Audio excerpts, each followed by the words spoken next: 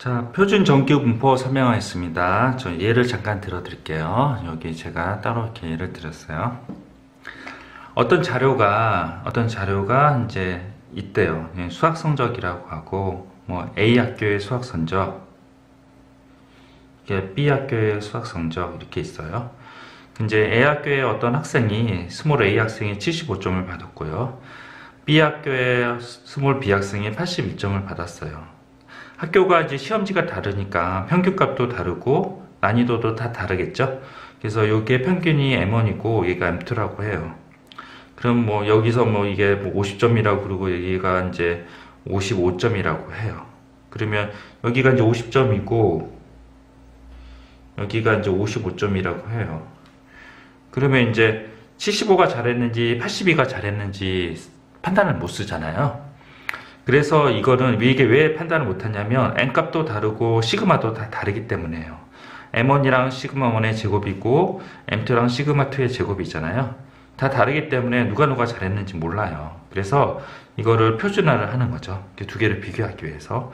그래서 이제 이게 표준 정규 분포라고 하는데요. 표준 정규 분포. 표준 정규 분포는 똑같이 노멀 디스트리뷰션인데 평균을 제로에 갖다 놓고요. 그리고 시그마 있잖아요. 시그마를 1에 갖다 놔요. 분산도 1에 갖다 놓고요. 그래서 표준 정규 분포를 해서 요거를 똑같은 여기다가 해요. 그러면 이 75가 여기에 올 수도 있고 여기에 올 수도 있고요. 82가 계산을 하면요. 여기에 올 수 있고 여기에 올 수 있어요. 그래서 같은 그래프 안에 넣어서 얘가 잘했는지 얘가 못했는지 확인할 수 있어요.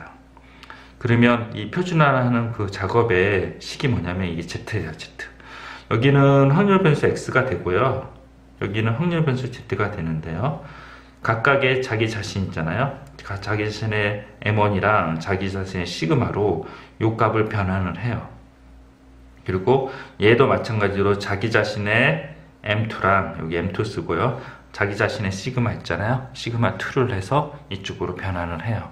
그러면 이제 여기 값이 이렇게 되든지 하겠다는 거죠. 그럼 두 개를 비교할 수 있잖아요. 그게 이 표준 정규 분포의 필요성이에요. 그래서 이 표준 정규 분포는 평균을 0에 두고 분산을 1에 둔다. 그리고 그 평균값이 다르고 도수도 다르고 그리고 난이도도 다른 시험 문제를 같은 그래프에 얹어서 두 개를 비교할 때 쓰는 아주 유용한 도구입니다. 그리고 또한 표준 정규 분포는요, 이 센터 값을 기준으로, 가운데 값을 기준으로, 뒤에 이제 확률 맨 뒤에 표준 정규 분포 상용로그랑 똑같이 표준 정규 분포 표가 있어요.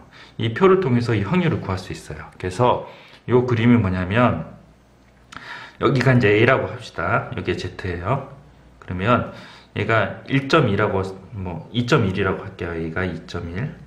2.13이라고 합시다. 2.13이라 그러면 여기 2.1이랑 0.03 그래서 2.13이죠.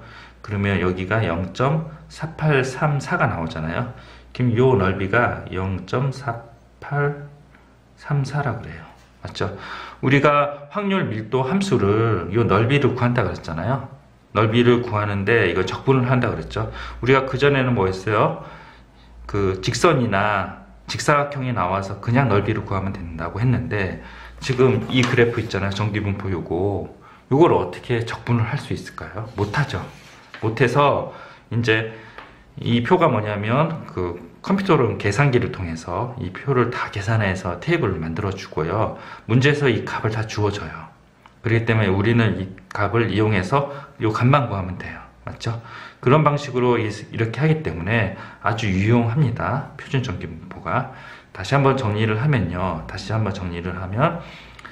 이제 평균값이 다르고 도수도 다르고 시험 난이도가 다른 두 시험에 대해서 하나의 표로 안에 비교를 해서 누가 잘했는지 확인할 수 있고요. 그러면 누가 잘했는지 어떻게 확인하냐? 이 표준 정규 분포 표를 통해서 얘가 상위 몇 프로에 있는지 두 개를 확인할 수 있다는 거죠. 아시겠어요? 잠깐 화면 멈추고 필기를 하십시오. 됐죠? 자, 그러면 문제를 풀면서 설명을 하고요. 뒤에 또 있네요. 자, 166페이지 표준 정규 분포를 이용한 확률을 구하는 방법. 표가 있다 그랬어요. 그래서 자 보세요. P가 0보다 크대요. P가 0보다 크면 어떻게 돼요? 그림을 살짝 그리면요. 평균이 0이라 그랬죠. 표준 정기분포는. 그러면 이쪽이네요. 그럼 당연히 0.5겠네요. 0보다 작아요. 또 0.5예요. 왜냐하면 전체 넓이가 1이기 때문입니다. P가 0에서 A까지라고 해요. 그러면 0에서 A까지면 요거 보이시나요? 보이네요.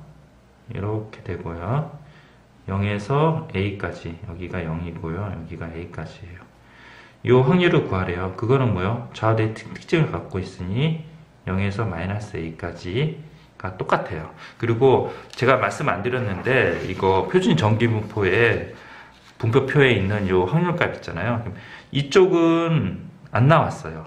이쪽만 나왔어요. 왜냐하면 좌우대칭 특징을 갖고 있기 때문에 이쪽을 굳이 한 장을 더 만들어서 정기분포표를 만들 필요가 없어요. 0 기준으로 Z값이 요 값이면 요거에 대한 확률 이렇게 나와 있지 왼쪽은 안 나와 있어요. 되셨죠?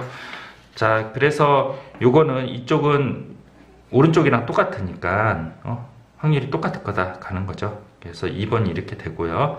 그래서 Z가 A보다 크다. 요것도 표에 나와 있지 않아요. 요 값은요.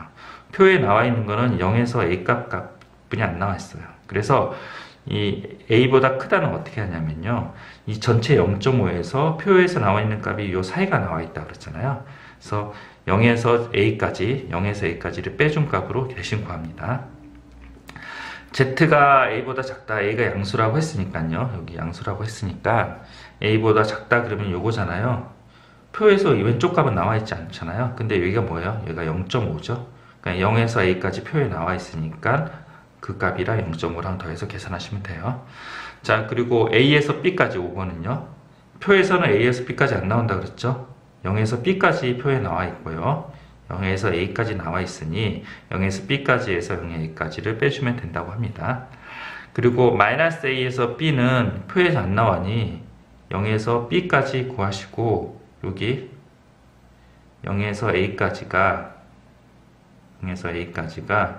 여기랑 요 넓이가 같잖아요. 그러니까 그 두 개를 더해서 계산하시면 돼요. 그래서 이렇게 나온다고 합니다. 자, 그리고 정기분포의 표준은 아까 Z식 얘기했죠. 요 Z식 요거를 외우셔야 돼요. 요거를 꼭 외우셔요.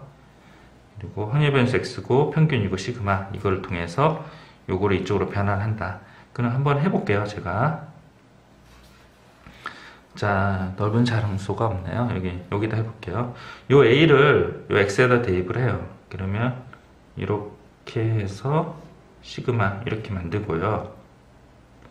그 다음에 요 X도 여기다 대입을 해요. 이렇게 해서 시그마 만들어요. 그러면 이게 뭐예요? Z식이잖아요. 요 위에 네모친 거요. 그래서 Z로 바꾸고 요거는 그대로 놔두고요. B도 마찬가지고 이렇게 해서 구해요. 그래서 Z로 변환해서 구한다. 되셨죠? 잠깐 화면 멈추고 필기를 하시고 요 밑에 그림 여기 부분 요 그림을 꼭 잘 제대로 보고 이해하셔야 됩니다. 자, 잠깐 화면 멈추고 필기를 하시고요. 그 다음에 여기도 화면 멈추고 필기를 하시고요. 별표도 필기입니다. 화면 멈추고 필기를 하세요. 되셨죠? 자, 제가 5분 정도 화면 멈추고 드릴 테니까요. 164페이지에서 166페이지까지 그리고 167페이지까지 개념 익히기까지 꼭 풀어보시고 이제 수업을 다시 들으십시오. 잠깐 화면 멈추세요. 됐죠? 자, 그러면 이거 168페이지 하기 전에요. 또 높아심에서 필수예제 17번을 다시 설명을 할게요. 자, 여기 이제 아까 말씀드렸던 정기분포표 나왔죠. 정기분포표 나왔고 요거는 요 표를 어떻게 보냐면 요거는 반만 보인다 그랬죠. 그래서 이렇게 했으면 여기는 안 나왔고 이게 나왔어요. 그러면 여기가 Z고 여기가 1.5일 때 요 값이 0.4332다. 요런 의미예요. 그래서 요 Z가 1.5가 여기 1.5가 되는 거예요. 0에서 1.5까지가 0.4432 이렇게 보는 거예요. 되셨죠? 그래서 이제 여기에서 Z를 표시하시면 X 마이너스 평균 그리고 시그마 이렇게 Z를 만들고요. 요 값을 한번 해볼게요. 25를 X에다 집어넣고요. 마이너스 40하고 10 해요. 그래서 요 밑에 이렇게 제가 새로 그랬어요. 이렇게 해서 이렇게 요 값을 만드시고 그 다음에 X도 여기다가 대입을 해서 이렇게 만들어요. 됐죠? 그리고 40도 여기다 대입해서 이렇게 만들어요. 그래서 요거를 계산을 하시면 되고, 요게 Z잖아요. 계산하시면 1.5에서 0이죠. 요거를 반드시 그림을 그리세요. 실수 안 하려면요. 근데 여기 왼쪽 부분은 없다 그랬잖아요. 그래서 좌우 대칭 특징이니까 플러스 1.5랑 어떻게 해요? 이게 같다고 했잖아요. 그래서 1.5를 찾아서 얘가 0.4332구나 이렇게 해서 답을 내시면 됩니다. 아시겠죠? 잠깐 화면 멈추고 필기를 해 두십시오. 됐죠? 그 다음에 168번 이제 루파심이 없어졌나 보네요. 자, 168번 필수예제 16번 설명하겠습니다. 자, 이게 이제 평균값이 m이고요. 평균값이 m이고 x가 12보다 작다, x가 18보다 작다고 해요. 만약에 정규 분포라니까 종방의 대칭 그래프인가 보다. 그래서 m이 여기구나 이렇게 판단을 하셔야 되고, x가 만약에 여기가 10이고 여기가 18이라고 하면 12는 이쪽의 넓이고 18은 이쪽의 넓이에요. 같을 수가 있어요? 안 같죠? 그래서 12는 왼쪽에 있어야 되고 18은 오른쪽에 있어야 돼요. 그래서 이렇게 그림을 수정을 하시고요. 그 다음에 이 m은 어떻게 돼요? 넓이가 같다고 하니 12랑 18에 뭐예요?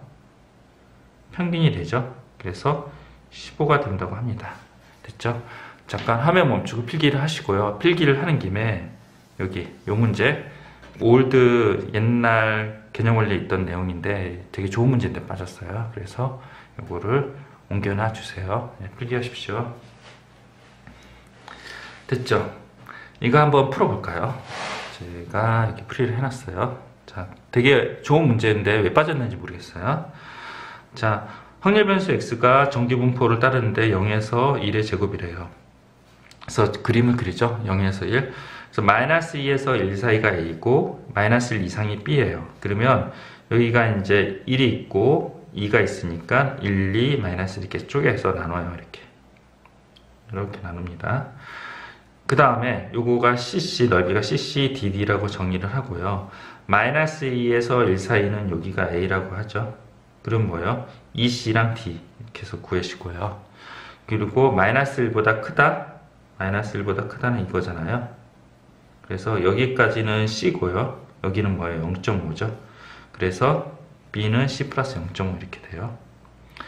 근데 0에서부터 2까지를 구하래요. 0에서부터 2까지는 여기를 구하라는 거거든요.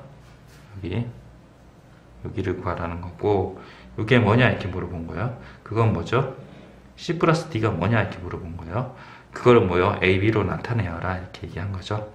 그러면 여기를 이항을 해서 d는 a-2c예요. 이렇게 되고요. c는 뭐예요? b-0.5예요. 그래서 이렇게 돼요. 있죠? 0.5 이렇게 돼요. 그 다음에 a-c죠? 그냥 c를 여기 다시 대입을 해요. 그래서 a-b 플러스 0.5 이런 식으로 계산한다고 합니다. 아셨죠? 잠깐 화면 멈추고 필기를 하십시오. 되셨죠? 그래서 168페이지, 169페이지 했습니다. 자, 필수예제 18번 다시 설명을 할게요. 18번. 네. 자, 요거는 잠깐 보세요. 요 제가 알려드리고 싶은 상황이 나왔네요. 어떤 K가 있는데요. K가 0.018이에요. 그러면 K가 요 값이 0.5보다 작잖아요. 그러면 K가 이쪽에 있지, 이쪽에 있진 않아요. 무슨 얘기냐면, X가 K보다 크다라고 했잖아요. 그게 이쪽 방향이에요. 근데 만약에 여기가 이렇게 있으면 이쪽 방향이면 0.5보다 크겠죠. 하나가 0.5니까. 그래서 K는 이쪽에 있을 수밖에 없고, 그래서 그림을 그려요. 그 다음에 얘를 이제 Z로 전환을 해요. 여기 이제 노멀 디스트리뷰션, 50에서 5의 제곱 이렇게 쓰니까 Z로 전환할 수 있죠. 그래서 Z로 전환하면 평균은 제로가 되고, 시그마는 1이 되고, 여기가 이렇게 돼요. 요 넓이가 0.0013이면요. 요 넓이도 0.0013일 거다. 그러면 요 전체가 0.5니 요 넓이는 0.4987일 거다. 그리고 K가 Z로 전환하면 K-M의 시그마잖아요. 그래서 이렇게 됐는데 0.4987이 요거죠, 요거 표에. 그러면 요거를 통해서 요 값은 Z 값은 3일 거다. 이렇게 가는 거죠. 그래서 이 K를 구해내는 방식입니다. 네, 아셨죠? 잠깐 화면 멈추고 필기를 하십시오. 됐죠? 그리고 필수예제 19번 여러분들이 풀 수 있으니까 풀어보시고요. 그 다음에 저는 필수예제 20번 설명하겠습니다. 필수예제 20번 문제 잠깐 읽어보세요.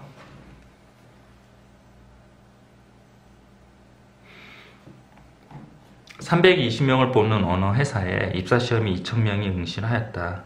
응시자 점수는 평균 450점이고 표준 편차는 75점의 정규 분포를 따른다. 그래서 이제 450이고 그리고 표준 편차가 75 이상이에요. 그래서 2,000명 중에서 320은 0.16이에요. 여기 0.16이란 뜻이죠. 이 확률이랑 확률 변수 x인데요. 자, 여러분들 제가 팁을 알려줄게요. 평균 옆에 있는 이 단어 있죠. 이게 확률 변수 x예요. 평균 옆에 있는 이 단어, 이게 확률 변수 x고, x가 점수가 k 이상이면 합격을 하고, 그리고 z를 전환해서 하더라도 이 확률이랑 이 확률이 같다는 게 전환해도 마찬가지죠. 그래서 여기가 0.16이면 여기가 0.36이잖아요. 34잖아요. 그럼 여기도 0.34일 거다. 근데 여러분들이 어떻게 했어요? 0에서 1까지 0.34라고 알려줬잖아요. 그러니까 k-450에 75가 얘가 1이라는 거죠. 요거를 알려준 겁니다. 자, 확률 변수 x 써놓으시고 요거 잠깐 내릴 테니까 화면 멈추고 필기를 하십시오.